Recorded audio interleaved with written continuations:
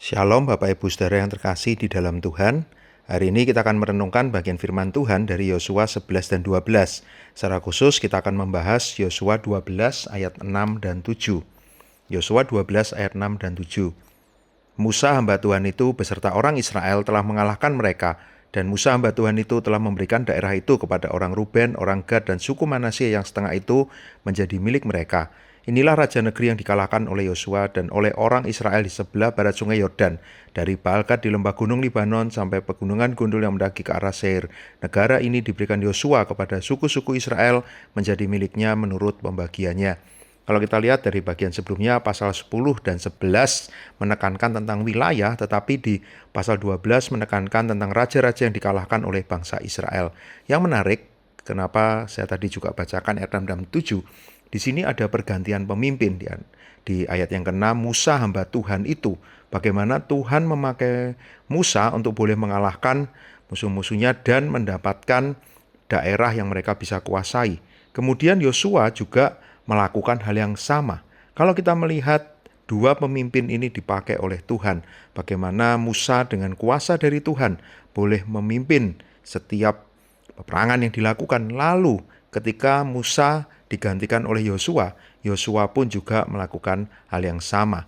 Apa yang kita bisa lihat dari hal ini?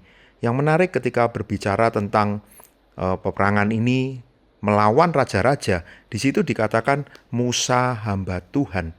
Tentu bagian ini bukan kebetulan, menunjukkan bahwa Musa hanyalah hamba Tuhan. Siapa yang menjadi pemimpin? Tentu Tuhan sendiri yang memimpin peperangan ini, yang membuat bangsa Israel boleh mendapatkan kemenangan.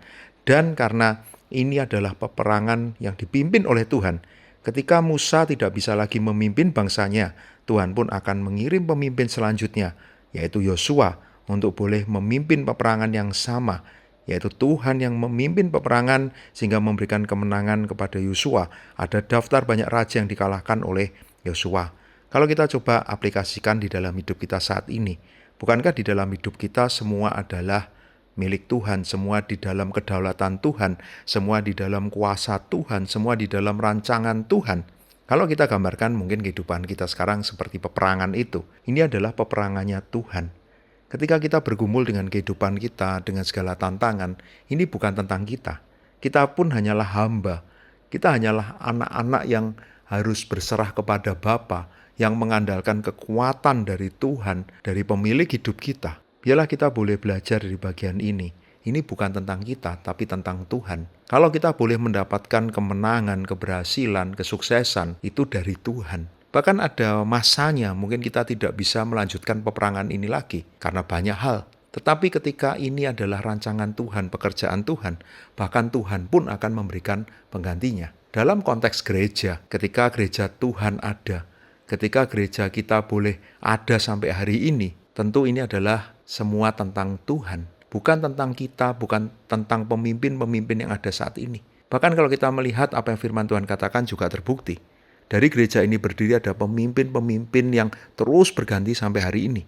Dan bahkan kalau Tuhan izinkan gereja ini terus ada untuk boleh melayani di kota ini, untuk boleh memenangkan banyak jiwa, akan ada pemimpin-pemimpin selanjutnya. Artinya ketika kita masih boleh dipercaya oleh Tuhan untuk melayani, ini bukan tentang kita, ini tentang Tuhan. Dan kita kalau sudah diberikan kesempatan melayani, lakukan dengan sebaik mungkin, andalkan Tuhan. Dan ketika kita mungkin sudah tidak bisa melanjutkan kepemimpinan kita, pekerjaan Tuhan akan berjalan. Dukung pengganti kita, terus doakan gereja ini. Biarlah kita boleh belajar dari bagian firman Tuhan, gereja kita pun milik Tuhan, hidup kita pun milik Tuhan.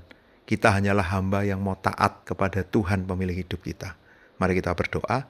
Bapa di surga, kami bersyukur Engkau adalah pemimpin hidup kami.